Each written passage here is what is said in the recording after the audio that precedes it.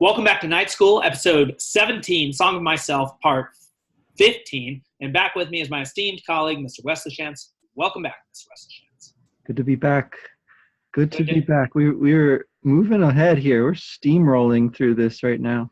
I think, I'm hoping that when we're old and looking back on our very successful career doing essentially this, that we marvel at the pace we went at and are like, man, look at those impetuous young Turks just trying to take over that education space, just commenting on everything like they know anything. And but if we don't marvel at our wisdom at this age, we will marvel at our audacity. There we go.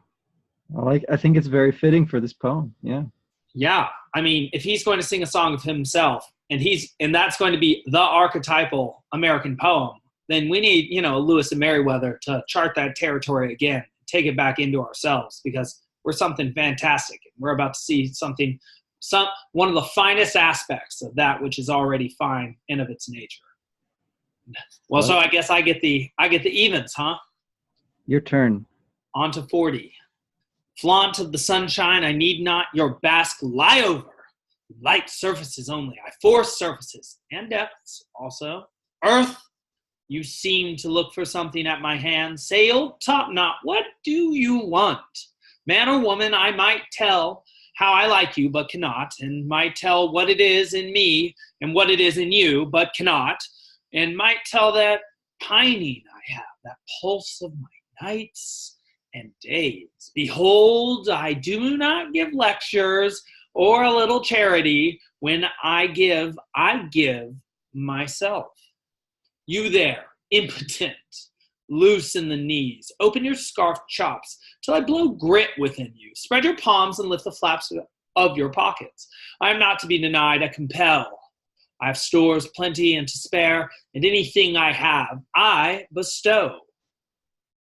I do not ask who you are. That is not important to me. You can do nothing and be nothing, but what I will enfold you. To Cottonfield drudge or cleaner of privies, I lean. On his right cheek I put the family kiss, and in my soul I swear I never will deny him. On women fit for conception, I start bigger and nimbler babes. This day I'm jetting the stuff of far more arrogant republics. To anyone dying, thither I speed and twist the knob of the door. Turn the bedclothes towards the foot of the bed. Let the physician and the priest go home. I seize the descending man and raise him with resistless will. O despairer, here is my neck. By God, you shall not go down. Hang your whole weight upon me. I dilate you with tremendous breath. I buoy you up. Every room of the house do I fill with an armed force. Lovers of me, bafflers of graves, sleep. I and they keep guard all night. Not doubt, not decease shall dare to lay finger upon you. I have embraced you and henceforth possess you to myself. And when you rise in the morning, you will find what I tell you is so. I like it. The jaunty and the sassy reading. And I think it's, again, very fitting for this part 40. Right? Because he starts by challenging the sunshine for its flaunt and bask, right? And he says he can not only light up the surface, but also the depth. He confronts the earth, right? And taunts it with a nickname that I find pretty amusing, Old Top Knot. What do you want? And then he turns to people, and that's pretty much, I guess, the rest of this is about people. And then I guess until the very end, maybe with sleep, if he's addressing sleep there possibly. But so he's going to sort of demonstrate the fullness of his powers that he has gathered at this point. And he says the things that he can't do first, right? But then he gives himself, right? So this kind of incredible generosity, this total self squandering, I guess is the word I want to use here, right? So he's just like blowing. It's like an inspiration image of him actually breathing in to the impotent person and to the women fit for conception. So he's going to give them in conception, right? An idea, which is the other meaning of that. But he's he's like building up an army, right? Within his readers, he's filling them with ideas which are going to be arrogant, as he says, but also loving, apparently, because it's along with the blowing air imagery. He's also giving these kisses out. He's giving, well, as he says, himself. That's the poem, right? The Song of Myself. And yeah. Just the very last part here, though, is the part I was pretty curious about. Was the last stanza there about sleep. That now he is one of the guard keepers, right? He was sort of scolding all the keepers of guard before, and so now he talks about himself as like a successful sentinel.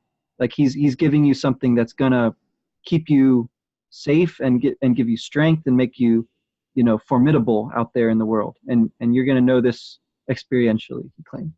Yeah. Yeah. Yeah. And I wonder to what extent, just to go back to one of the points you made just before that, and then I want to consider that fully, what sleep is doing there, and maybe its epic function, and how it works in the Iliad and in Dante. Hypnos is the Greek word for it, where we get hypnosis from. But to what extent you think Whitman is being cosmopoetic or mythopoetic? He's creating a world, is what those terms together mean, cosmopoetic. And that's what an epic poet does. So, Homer creates the world of the Iliad, that ancient Greek mythological world before even ancient Greece was a place, with Athens and Sparta. There were Athenians and Spartans, but not in the city-state sense that we knew them. They were more like tribes at that time. And, it was ununified Greece. And so Virgil does the same thing with Foundations of Rome, and Dante does the same way with like the Kingdom of Heaven and, Purgatory and Hell. And so what they do is embody the mythological past through their then current great perspective, which involves the learning of that day and also often the sophistication of one of the high cultures, and sometimes also in the common tongue, in the case of Virgil and frankly Homer as well, and certainly Dante, who essentially created Italian from a Tuscan dialect. And so what Whitman is doing is showing us the breadth of his American experience, but also the personality that comes to bear on it. Like you said, I read him jauntily and sort of sassily, and he seems to be sort of playful and, like you said, arrogant too. And also sort of like childish in that he'll make these giant claims and then he'll back off them and be all vulnerable and then come right back to them. And that he's sort of like the embodiment of an American perspective, and also that which one can experience in America, and thus is like trying to represent the fullness of the spirit and the individual character of the country as a phenomenon. Oh yeah, I like that idea that this mythopoesis of his is sort of attuned to the American spirit in some way. And the when you use that word mythopoeia, it makes me think of Tolkien as well. So not just the ancient classical myths, but of course one other modern myth maker who's very widely studied and there's a lot of interest in him these days is J.R.R. Tolkien, and he has a poem called Mythopoeia, in which he sort of explores the idea of the validity of doing myth, essentially. It would be a great thing to read at some point. And I hesitate to say this, but I know that there is a preface that Whitman writes, and I don't know in how many versions it exists, whether it's like this poem, something he worked on for a long time, or whether there's just kind of a single version out there. But there's a preface to Leaves of Grass that is probably worth reading as well. Maybe we don't have to read that one out loud and like go line by line with it, since it's not strictly speaking poetry. Okay. It's prose, but I think it would be a good thing to look at before we move on from Whitman, or if we move on, then to come back to at some point. His preface to Leaves of Grass is it's like there's the mythopoeia that happens in the course of the poem itself, but then also the one that he sort of is doing, reflecting on what he's created there. So Yeah, and we can apply the Nietzschean maxim that the artist that comments on his art is not the same as the one who is creating the art. And that actually makes perfect sense procedurally speaking, right?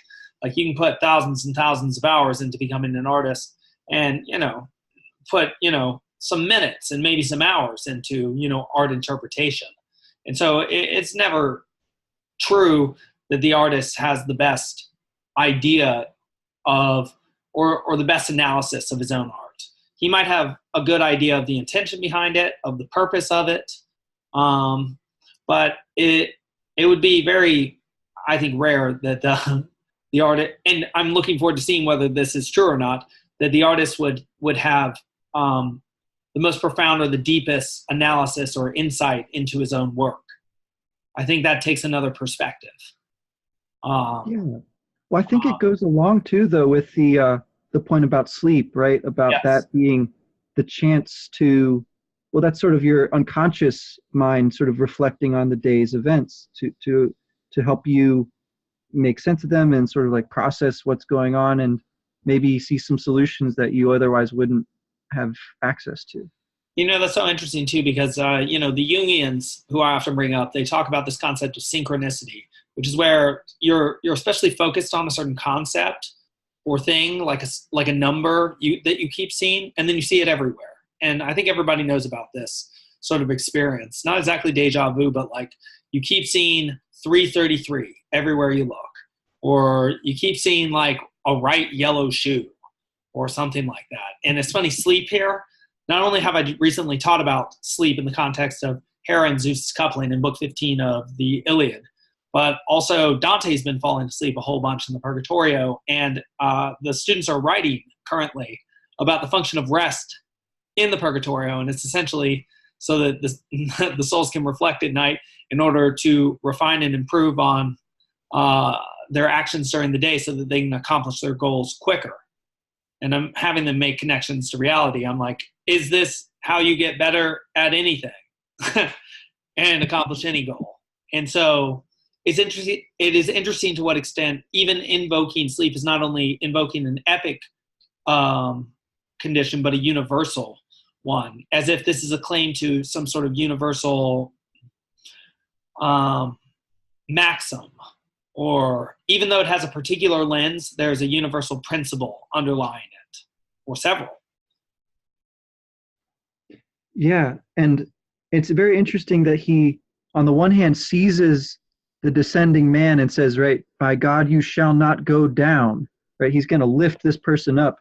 On the other hand, he's going to let them, sleep, and maybe even sleep with them in some sense here at the end. And that's acceptable. That's like consonant with his seizing and lifting you up, is letting you go to sleep. Like those are not, strictly speaking, like opposed here.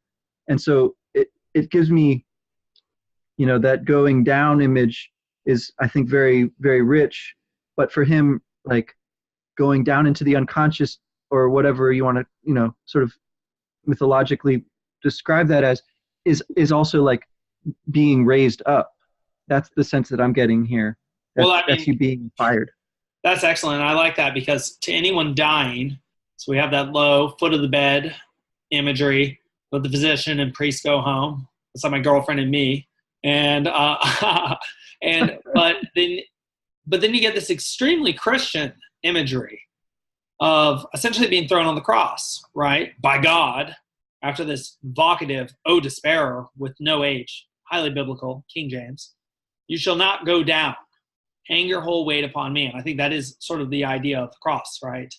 That even when your body dies, the principle remains that you embodied, and it grows like a seed out from the ground, and that's why you're buried there too. And it is the cross that marks you. But that there's some comment here about what is that edifice for him? For the Romans, it's the state. The Christians, it's the church.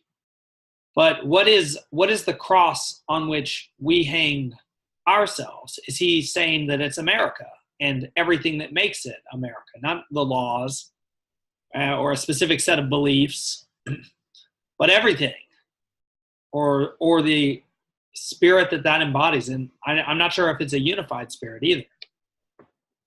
I get the sense, that he is, right? So he contrasts himself with the physician and the priest. He says he's begetting arrogant republics, right? So I'm not convinced that it's not the state, but that he definitely has a very different image of what the state is supposed to be for his kids that he wants to beget here. Well, he barely mentions it, right? Yeah. He's not talking about courthouses or politicians' offices or the White House at all, really. He's talking about like mountains and rivers and Native Americans and slaves and like children and like sailors and like military men. I mean, they are an embodiment of the state, but war is far older than the state and even older than humans. So please, so that's just a far deeper experience. But yeah. All right. Well, I think we'll have a better idea as we go along, but that's a great question to continue. Well, okay. Here we go. 41. You ready? Yeah. Oh, yeah. I am he bringing help for the sick as they pant on their backs, and for strong, upright men I bring yet more needed help. I heard what was said of the universe, heard it and heard it of several thousand years. Is it middling well as far as it goes? But is that all?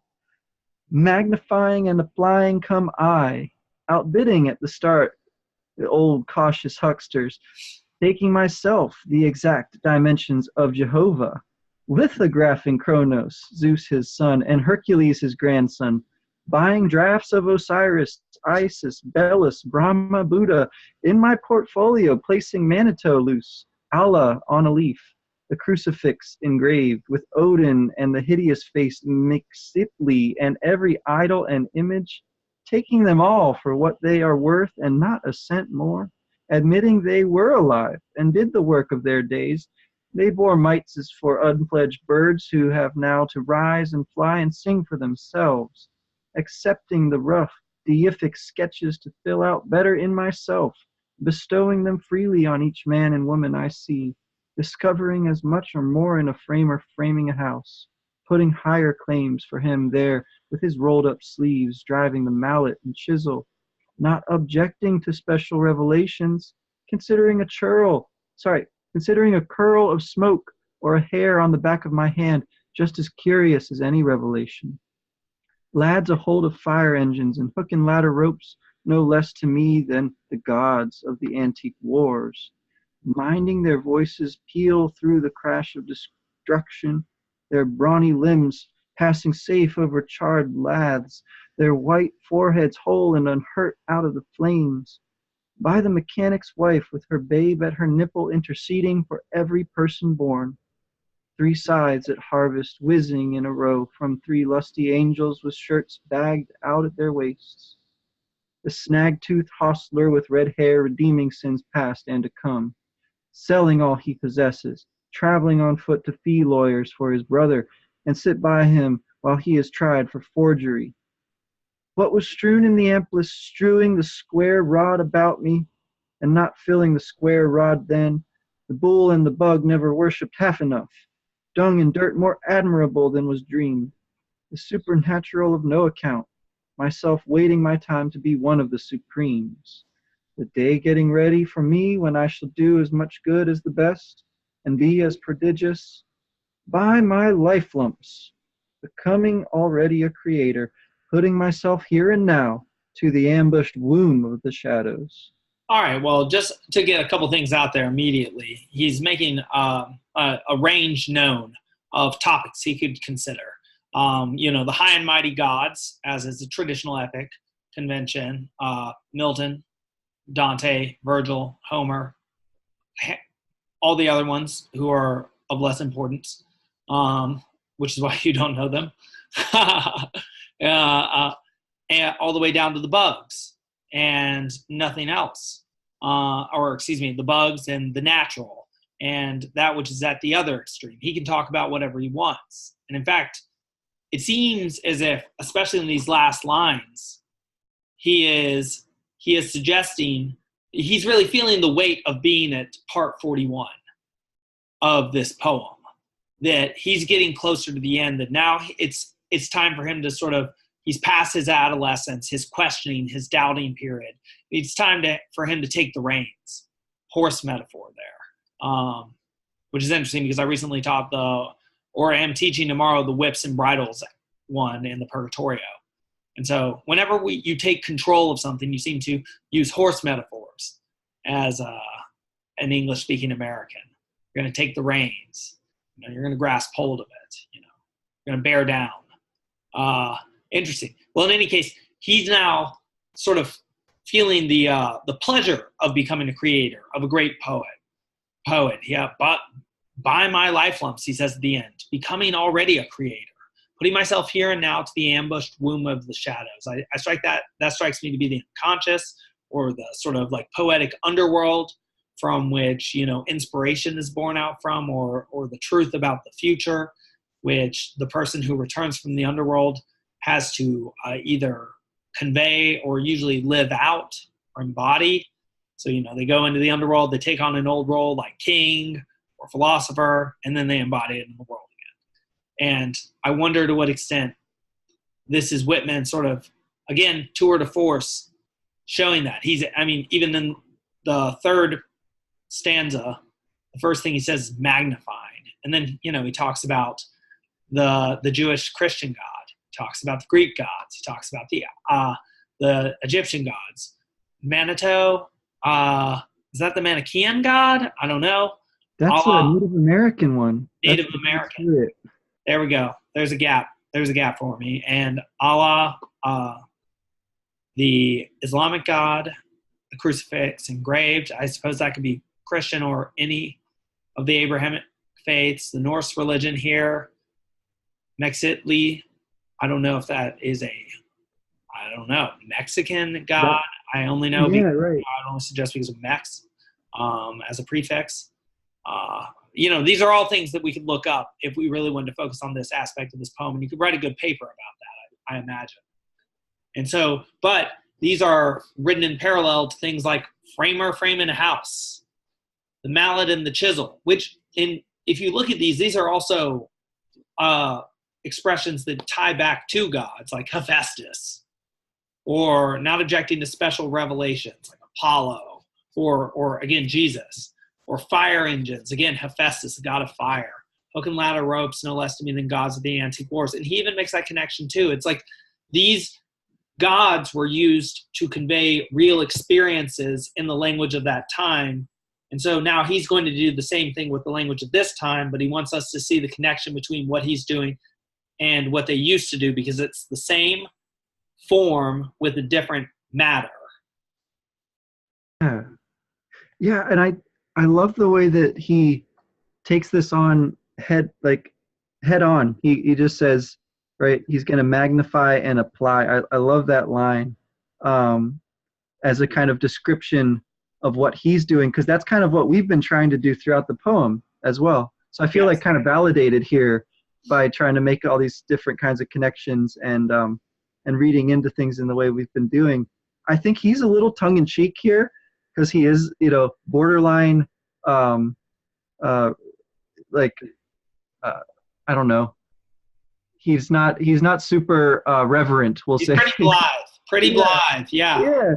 Yeah, but at the same time, he is making use of of very profound religious significance when he says that it compares the mechanic's wife with the babe at her nipple to the Virgin Mary, right, and the Christ child interceding for every person born.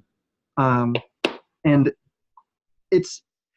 I think it's got to be at least partly, serious, that this is like the feeling he has. This is the mystic, special revelation that he's getting as he's writing this, because right, he as he's been doing throughout this, he's connecting himself and the poem.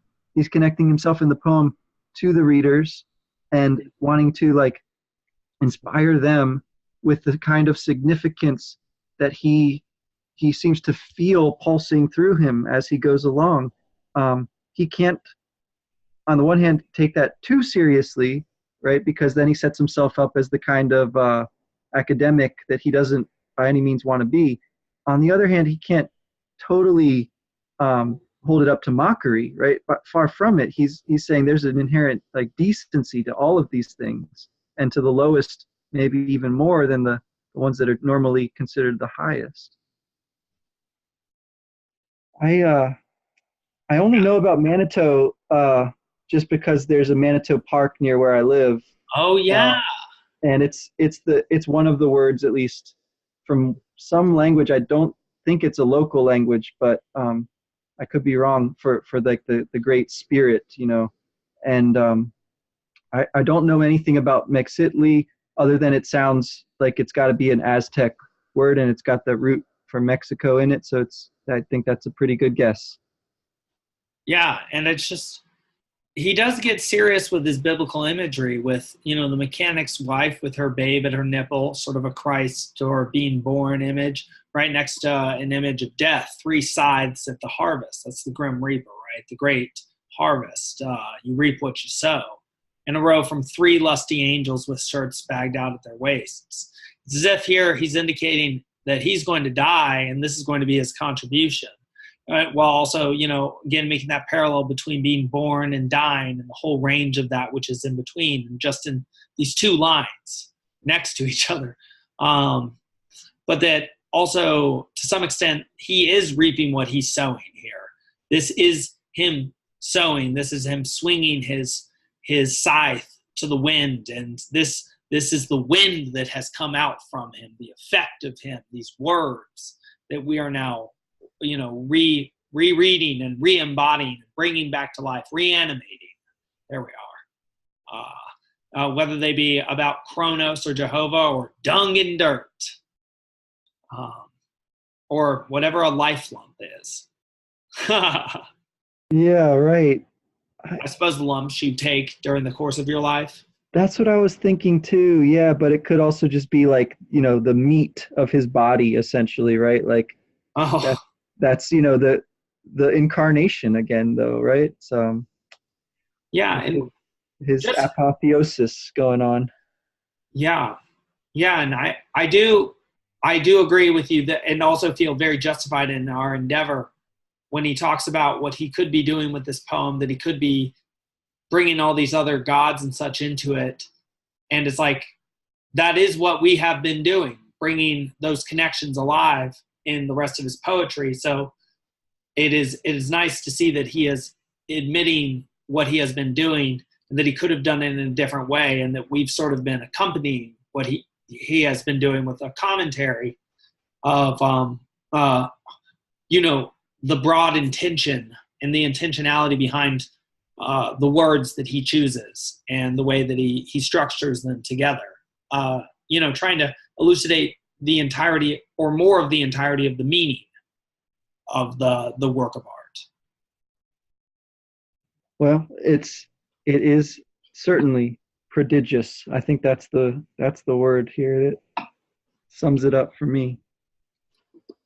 Yeah. I wanted to point out, the snag-toothed hostler with red hair, repeating sins past and to come, selling all he possesses. That part right there,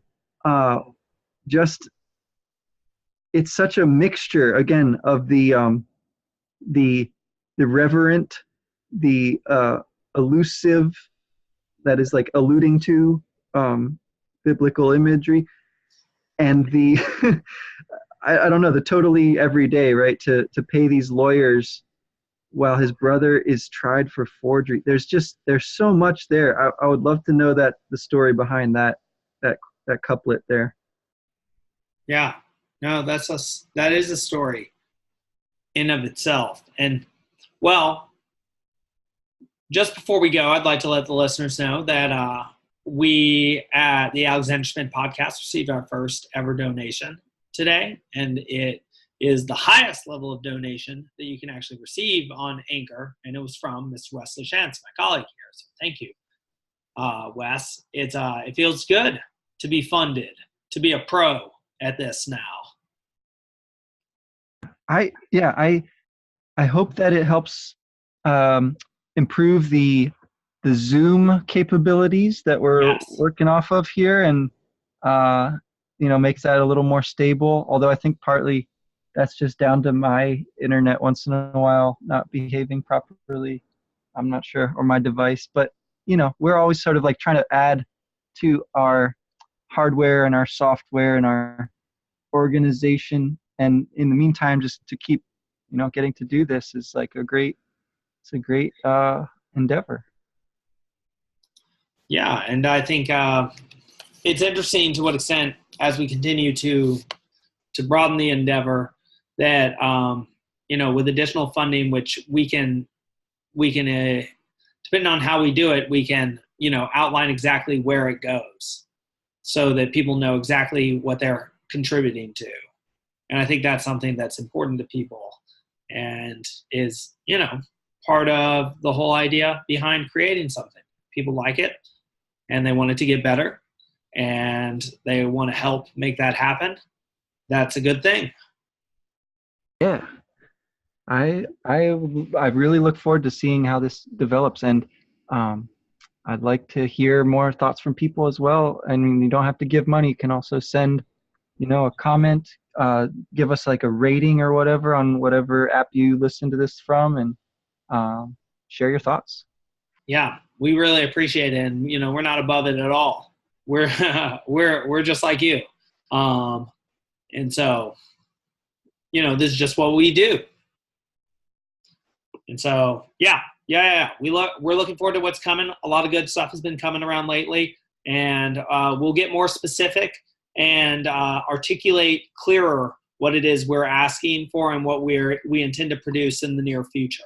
And once we've done that, then we can let you all know how you can very specifically help. All right. Well, for now, call it a night. All right. Sounds good to me. Bye. Thanks again. You too.